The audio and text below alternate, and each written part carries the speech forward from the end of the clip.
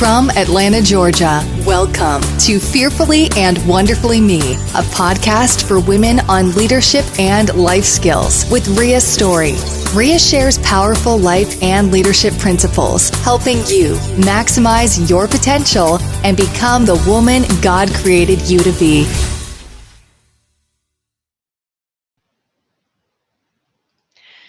Hello, everyone. Welcome to the Fearfully and Wonderfully Me podcast. Today, I have a special guest and my friend, Marianne Otley. Marianne is the founder of Love Triumphs, a community of women dedicated to living in freedom from the pain of the past. Marianne, welcome to the podcast. Rhea, thank you so much. I'm so glad to be with you. Oh, I'm excited because you and I had we've known each other for a while. It's been quite a few years ago we met, but we kind of just haven't talked in some time. And so I was so excited to see all of the wonderful things that you have going on, that God has going on in your life. So I can't wait to dig in. And I know our listeners are really going to find a lot of value in your story. So Thank you. first off, tell me about Love Triumphs, because I know this has been on your heart for a long time. Love Triumphs is really a message that God was revealing to me as I was overcoming childhood sexual abuse. And it really came from a song that God gave me about me sighing. I sighed and you heard. I cried and you answered me. He lied and I believed. He tried to steal my destiny, but love triumphed against my foe. And when he gave me that song in my heart, that became the theme of everything I was doing, is that his love really does triumph. And so that Love Triumphs, the community, really was born out of the COVID pandemic, women being isolated and alone, needing connection. And so we started a Love Triumphs Zoom prayer room. And that was last March. And it's just been growing and growing as women are connecting to God, connecting to their stories, falling in love with each other. And that's how it started. And then my book, of course, is called Love Triumphs. Yeah, so tell us about the book. Tell us a little bit about that. Well, what I've been finding is I've been working and loving and praying with women who are overcoming childhood sexual abuse, is that oftentimes they have a really difficult time articulating what happened, how they feel about it, how they feel about themselves. And as you and I know, those are really important components to healing, is to really be able to express how you feel, how you felt, and be able to put that on the table, because those emotions and feelings and memories take room in our hearts, in our souls, in our minds. As we can articulate them, get them on the table, there's room for God to come in and heal, for love, for friendship, community. And so I wanted to create a story where I could share what happened to me without all the pornographic details, but with more of the emotional details. So you kind of see a stream of consciousness that as I'm 13, 14 years old and I'm experiencing abuse, you're seeing my thoughts of how I'm feeling about the moment, how I feel about myself.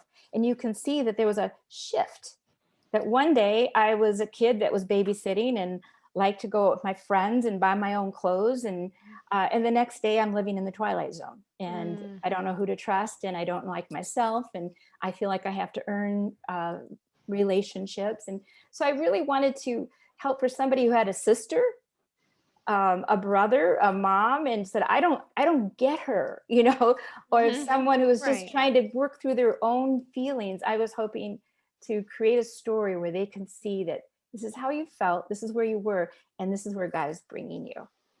Yeah.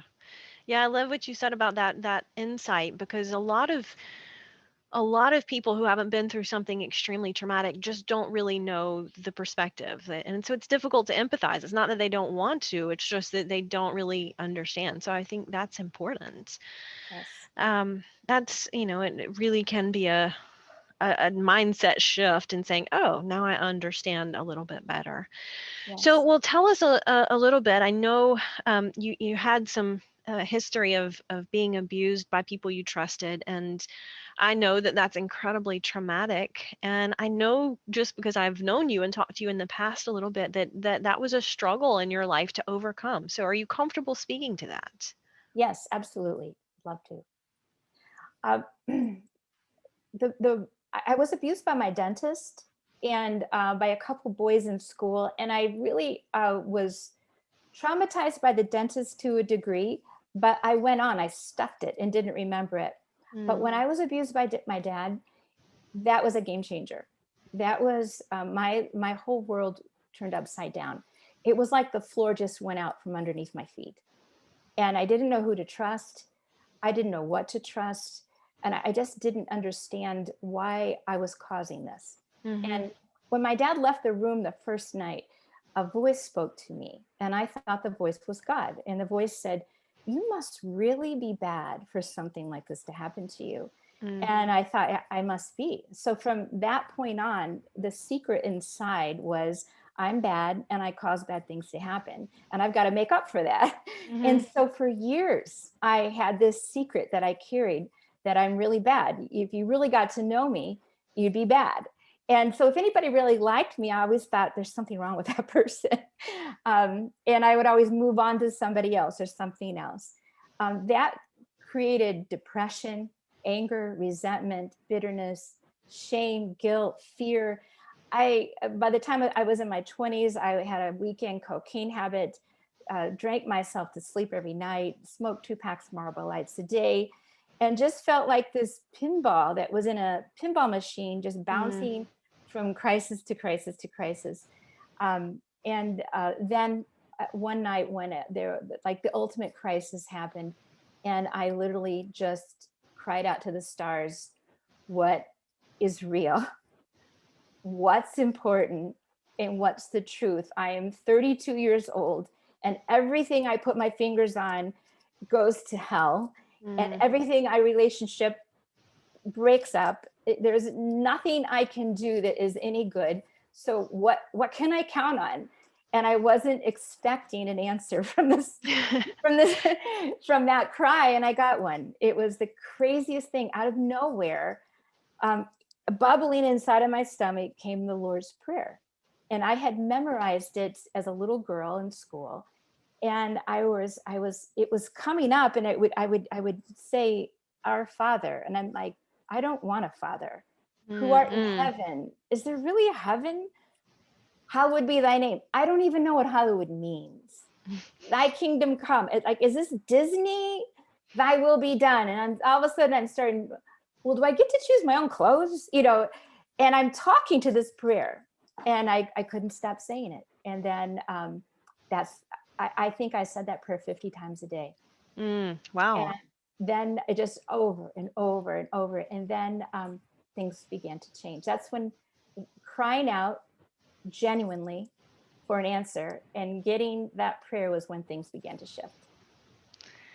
One of the things I talk about, particularly on the Fearfully and Wonderfully Me podcast, is that I believe a big part of healing is owning our story, even though it's a painful story sometimes, oftentimes, right? We've all experienced adversity in life, but I think that until we own our story, it owns us. And I'm curious to see if that's been part of your healing journey as well. Absolutely.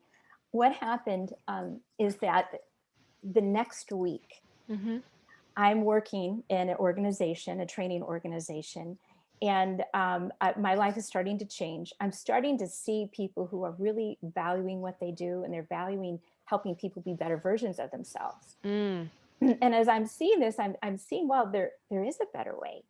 And then over time in that position, I met a man. We were training together, and we, after a long day's work, we stopped for dinner before we went our separate ways and went home.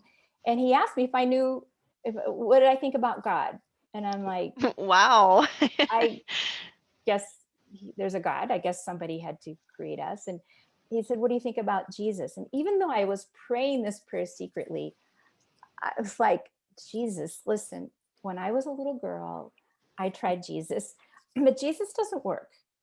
And I really wanted just to stop the conversation. And he looked at me and just cocked his head and said, love doesn't work for you, Marianne. So I asked him, what does love have to do with Jesus? And he said, well, you can travel the world, you can research every religion. You'll never find a God that left his throne and became us. Nowhere will you find that. You'll never find a God that allowed himself to be belittled, hated,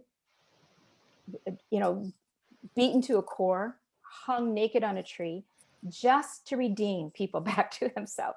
He has everything to do with love. And I don't know who hurt you, but it wasn't him. And I thought, well, all my life I heard, well, God allows things to happen for a reason. And I think, well, there isn't reason enough for what happened to me, right? Right. What kind of God would do that? And this was another message where he didn't want you to. So I asked him, if he didn't want that to happen to me, then things to happen, I'm wondering why there are certain things that did happen to me when I was a young girl, horrific things. And he said, well, I can tell you that wounded and broken and lost people did that to you, not God. And if you run from God, you're going to run from the only person that can heal you. And he really got my attention. And so I said, okay, I'll try him. And that was my start to trying God and getting to know the power of Jesus's love. And that man is now my husband. Wow. What a testimony. Yeah. And I mean, that's just, that's incredible. Interesting how when we start to be open to the possibilities, we find them, right? You had that shift in your heart, and then suddenly, like you said, life just started getting better, like right away. Yes. Wow, I love that. I know you talk about a particular person in your life, Elsie, who has been very powerful in your journey. So I'd love for you to share how that's all of that, and how that came about. Yes. So I was still very, I would say, arrogant and ignorant, right? And Tom and I got married. We had children. We were, practicing Christians, but I really didn't have the power of God's love inside him. I didn't have insight into that until I met Elsie. So Tom and I were having trouble. I mean, I'm like in my late 30s, early 40s, late 40s, and all of a sudden the abuse is coming up. Memories are coming up, and I'm like, don't touch me. Why are you touching me? Leave me alone. This is bad. This is wrong. And he's like, Marianne, you're my wife. I love you. We have 3 children that prove this is good. Like, no, it's not. He said, we've got to pray. So in answer to prayer, God sent Elsie.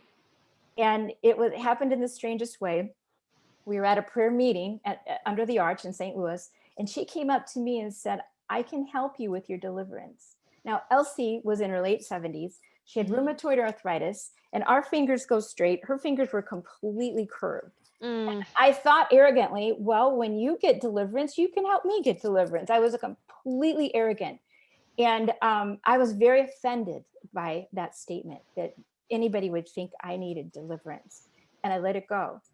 And Tom and I found ourselves in a conference where a gentleman named Craig Hill wrote a book called Ancient Paths that talked about the ancient paths of God are a path of blessing, and that God designed the family where the father would bless the children by blessing their identity, where he would speak or act in a way that you would know you're loved, you're chosen, you're cherished, you're valued, you have purpose, you have a destiny. And I became undone in this conference. I was sobbing because I'm thinking, oh my goodness, my dad missed it. He missed the boat. He could have blessed us. And I think he really would have wanted that. So we break into prayer rooms, and guess who's the prayer leader in my prayer room? Was it Elsie? Elsie. It's like, oh my goodness, this is wild. So she just smiles at me, and I smile at her, and I sit down, and I'm crying, and she pulls a chair up in front of me. There are about 12 women in 12 people in our room. And she holds my hands and she says, sweetheart, it looks like the Holy Spirit is highlighting something for you. Would you like to talk to us? And I said, I don't know why I'm crying. I just can't stop crying. And she said, Right. well, tell us how you feel. And I said, this sounds silly because I'm like in my late 40s and I think I'm in trouble. I really feel like I'm in trouble. I feel like I've done something really wrong. And I feel like my mom is going to be mad at me. Like I was 13, 14 again. All those emotions just coming back up. Yes. I feel like my dad's in trouble. I feel so afraid. I feel guilty. I'm so ashamed. And she said, okay, sweetheart, let's tell God these things. So she didn't diagnose me. She didn't prescribe a solution. She just simply said, Jesus, Mary Ann is afraid. She's shamed. She feels like she's in trouble. And as I heard her tell God what I told her, I felt so validated for the first time. I felt so understood that I couldn't wait to hear what he said. Mm-hmm. I just knew that something was happening here. And so she said, Lord, what do you want Mary Ann to know? And boom, I'm back in the memory of being in the room where my dad came in the first night. Mm-hmm. And I'm like, I cannot go here. And she said, sweetheart, this is the way. And I'm like, everybody wants me to go here, and I was just going to make it worse. I can't go here. And she said, trust me. Let's just ask Jesus, what does he want you to know? So I go close my eyes. I'm back in that memory, and I'm like, Jesus, what do you want me to know? And boom, Jesus is in the room. The room is flooded with light. I had never felt more safe in my life. And he's glowing, and he's glorious, and he's beautiful, and nobody's in trouble. Nobody's going to get in trouble. You know, he's not ashamed. He's just there. So I told her, Jesus is in the room. He's in the room. And then I felt something else. There was someone else in the room with Jesus, Dad, and I in this memory. And she said, who is it? And I looked behind my dad was a 9-foot wasp-like, roach-like demon. And Rhea, this demon was so disgusting. I wanted to vomit. He was so putrid and ugly and demonic and merciless. And I told her, this is what has tormented me all my life. I recognize how I feel around it. And she said, Jesus, what do you want to do with this 9-foot roachy like waspy like demon? And I'm thinking he's going to crush Jesus, you know, like it's all over, right? But no, Jesus just took a push pin and poked him in the center of his being, and he pinned him to the wall. Wow. Yeah, it was it. And so I told Elsie, I have my eyes closed, I'm back in the memory, and it's like, Jesus just pinned him to the wall. And Jesus, when I'm telling Elsie that, Jesus looks at me and said, he'll never torment you again. And he never has. That torment ended that day. And so Elsie said, let's keep praying. Jesus, what do you want Mary Ann to know about her father? And I thought he would say, vengeance is mine. Leave it to me. I will repay. But he didn't. He didn't say a thing. I just looked at him, looking at my dad, who now, with that demon gone, I saw my dad as a broken person who was just as confused about life as I was. And I saw Jesus just love him. And the love that I saw that he had for my dad was contagious, because I was really bitter and resentful against Dad for so many reasons. And when I saw the love that Jesus had for Dad, I began having hope for Dad. And I thought, oh my goodness, he's going to be okay. And so I told Elsie, he loves Dad. He loves him. I want to love like that. And so she said, Jesus, who is Mary Ann to you? So I'm like, back in the memory, remembering the words, you must really be bad. And I'm thinking, I can't bear to hear that again. That was too much. And she said, she knew, she made the connection that it was the demon that said that. But of course I had not still. And she said, let's trust him. So I'm like, okay, Lord, who do you say I am? And I'm clenching my feet. I'm just ready for him to say, girlfriend, if you could just get with the program, if you could just level up, you know, I can squeak you in, but you've got to cooperate. I'm just waiting for a lecture, right? And he just stands in front of me with this beautiful gown, like you would a 5-year-old girl. And he placed this glowing gown on me. And it felt pure. I felt pure for the first time. He put this little crown on my head like I was a little girl, just ornate, engraved just for me, very modest. It fit on my head perfectly. And I could feel myself straightening up. He put a ring on my finger. I felt owned.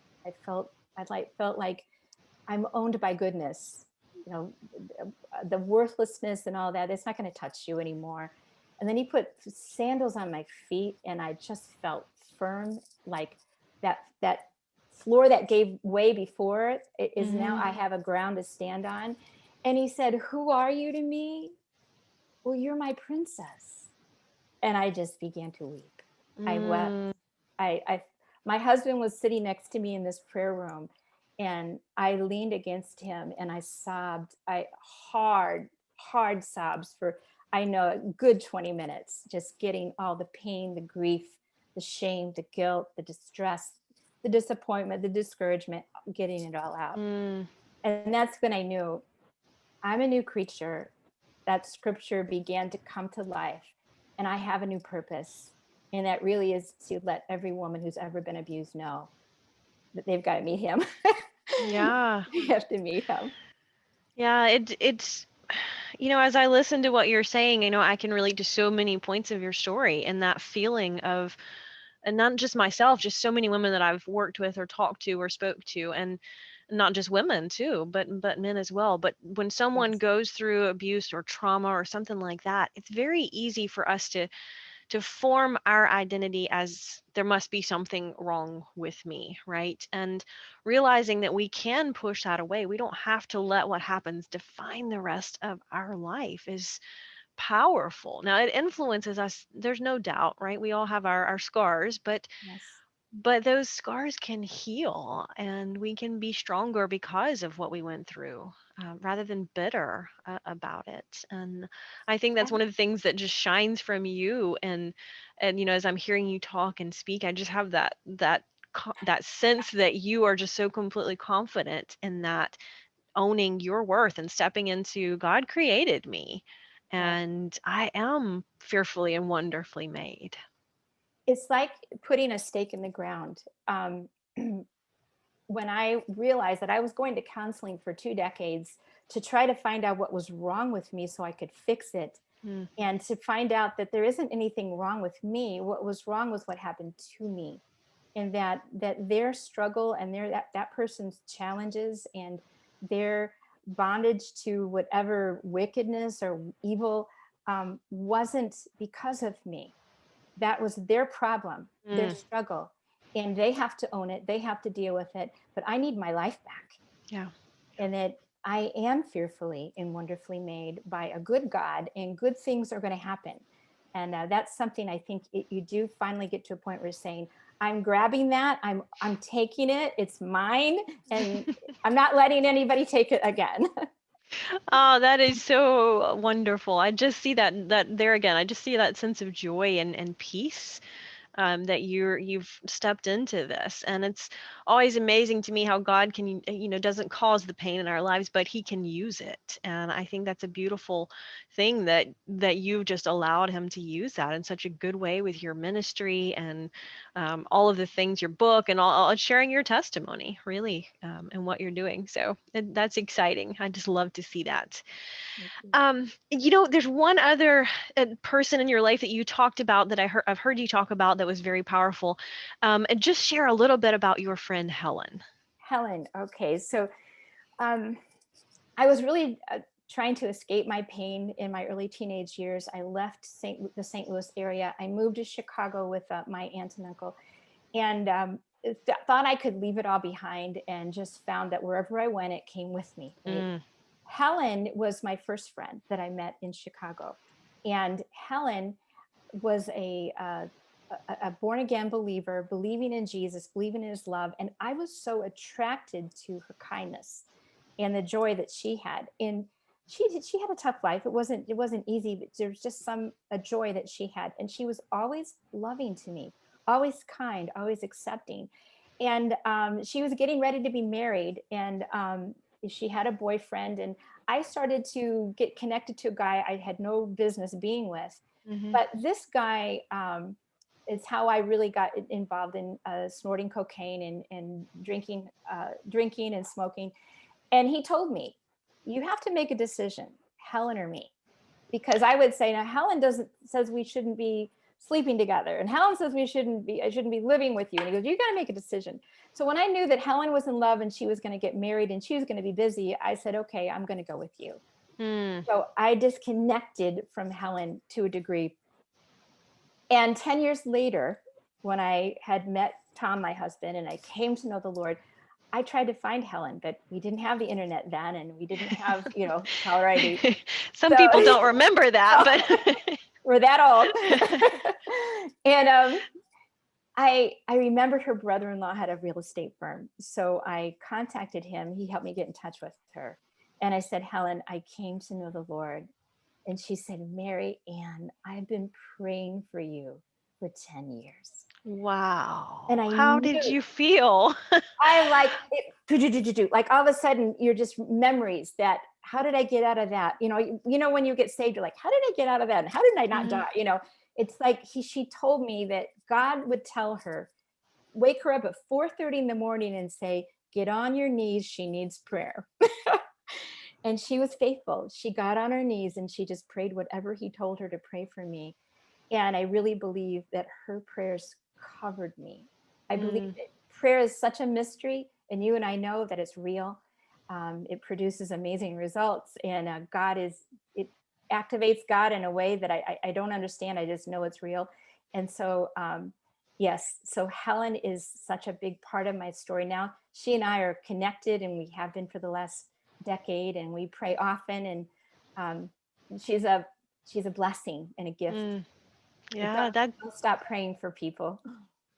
Absolutely. We all should be fortunate to have a Helen in our life, but I love what you said earlier about we should all be a Helen for someone else too. And I that was pretty profound. It struck me as like, yeah, we can be Helens to other people, right? And be that support, even when the relationship isn't very close for a long time. Maybe sometimes we reconnect with people.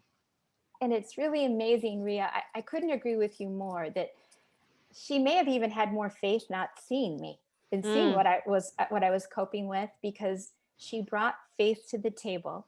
And also, I think because of that, she had faith that God could reach my heart. It wasn't about she had to pray hard. It was like God touch her, reach her. And it really has given me a new prayer perspective, that when I'm praying now, it's really God's work. Would you please touch that heart and bring them to you so they can have a life, so they can have forgiveness, so they can move on. So yes, be a Helen. I love that. I love that. Well, Marian, thank you for sharing your testimony and your story. I know that there are people out there that need to hear what you have to say and can relate so much to your experience. So I just know what you're doing is so powerful in the lives of so many women. If someone wants to get in touch with you or find out more about your book or your prayer group or anything, how can they do that? How can they reach you? First of all, the Facebook page is called Love Triumphs. Please connect, and I'd love to reach out with you. If you would like to connect to any prayer rooms, please private message me through Love Triumphs. My website is lovetriumphs.com, and on the website, I have some free resources, and one of them is a free downloadable printable about your identity in Christ. I would encourage you to print it and start speaking it, that I am chosen, I am loved, I'm valuable, I'm prized, I'm rescued, I'm redeemed. I think those statements, speaking the truth over ourselves, is so important. So it's Love Triumphs Facebook page, and lovetriumphs.com is the website. That's awesome. And the book is coming out just any minute now, it sounds like. So yes. Thank you for your help in that, Ria. You're amazing. Oh, I'm just so excited to see what God is doing, through our lives. That's what it is not necessarily from us, but from God and through us. And that's the joy and the beauty of it. So awesome. Well, Marianne, we could talk all day, and I know you have so many amazing more parts to your testimony that we didn't get into, but hey, for my listeners, you can always get the book and then you can hear the rest of the story, so to speak. So thank you again for sharing your test and testimony with us. So appreciate it. Thank you, Ria. Take care. Thank you. Bye-bye.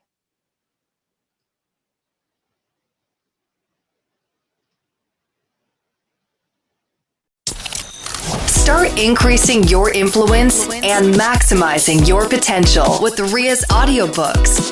Available at audible.com, amazon.com, and iBooks. Please visit riastory.com to learn about Ria's books, resources, speaking, and training programs. Thanks for listening.